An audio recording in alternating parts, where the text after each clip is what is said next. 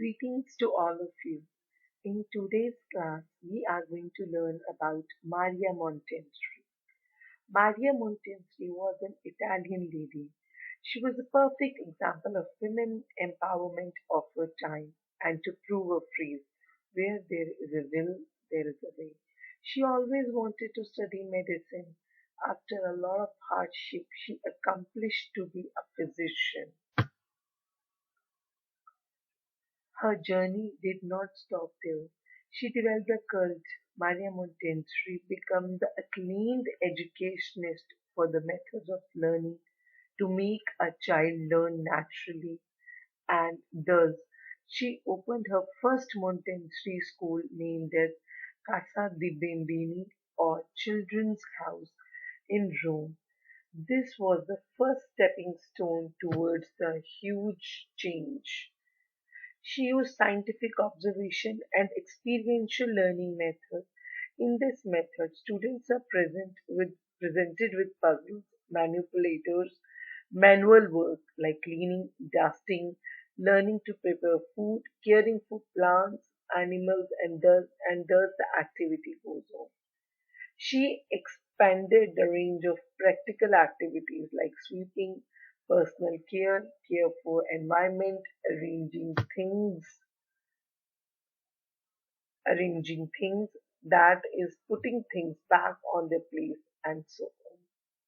For this arrangement to function smoothly, like-minded and a skilled teacher is required. Montessori addresses teachers as distressor or guide, as these teachers are not going to promote the rote memorization, rather work on the concept building using exploration, imitation, repetition, and trial and error methods. Mentor strives to understand the unique interest, academic level, and development needs of the student. Prepare the classroom based on the observation of the pupil.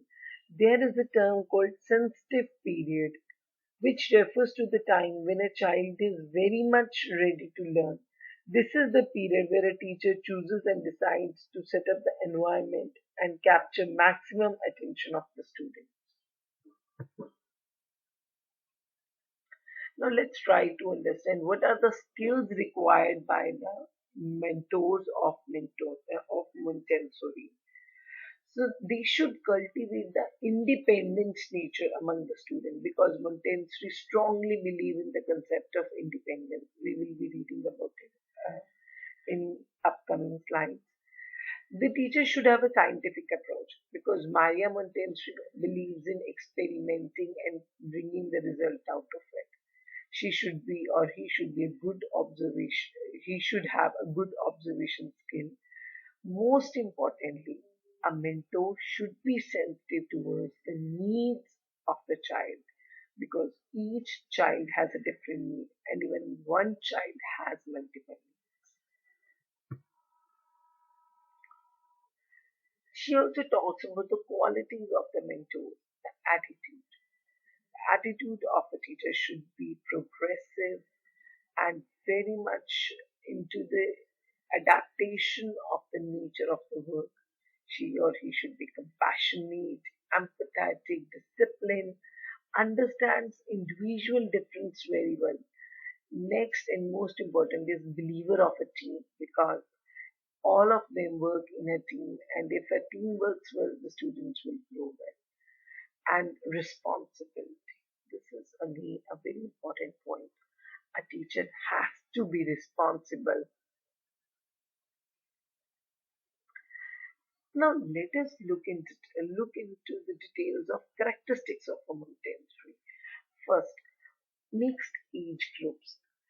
Montessori believed that children learn best in mixed age group classrooms as well as develop social skills.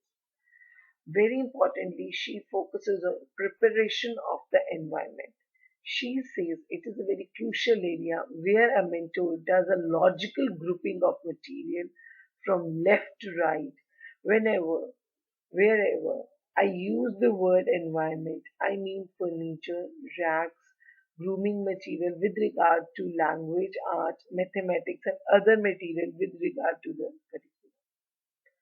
Next is the material are generally made up of hardwood and thought to in, well thought things are incorporated to impart the knowledge and independence. Repetition not allowed. She just believed that the child should work on a piece of material as long as he or she desired to do so. Next is movement. Montessori believed in the purpose of a job. So if the movement in the class solves the purpose, a child should move and learn. Next, freedom of choice. This is very important. Montessori believed that freedom brought responsibility. So a child should enjoy the freedom to choose seat, working partner, the task he or she should wish to take up, and so on. This freedom of choice we have also seen in Froben. Froben also believed in the freedom of choice of a child, same as Montessori also believed a child should be free and allowed to choose the work he wants to do first. Next, independence. The core value of Maria Montessori is to inculcate independence in a child. This is quite different. The Maria Montessori talks about independence. This all starts with the small process like pour liquid, cutting of bananas, and so on. I repeat, Maria Montessori believes in inculcating the independence among the child. Now, last, Montessori believed that all the students are equal as well as unique. Maria believed that there are unique spiritual needs of a child which demands a nurturing, loving adult who can respect the child as well as childhood so that the respect can be inculcated among the students, which works as a building block for a responsible citizen.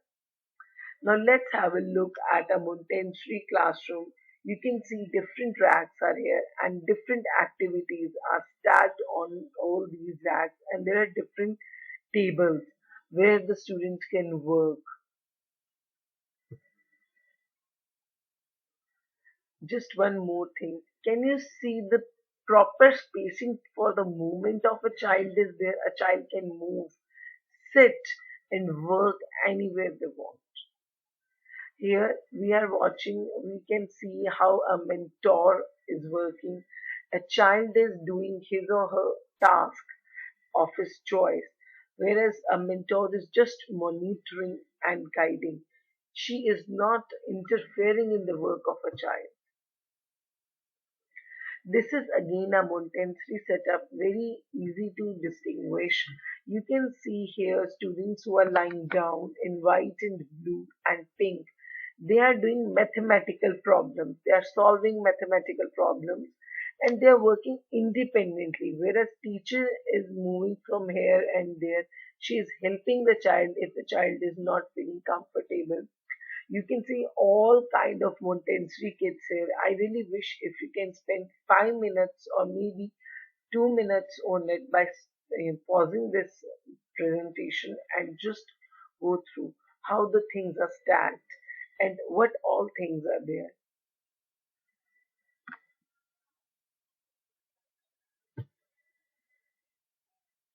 Now let's look at some DIY because Montessori kits are not freely available in all parts of the country. So let us try to do some DIY because Montessori is a very familiar concept now for you. So let's see.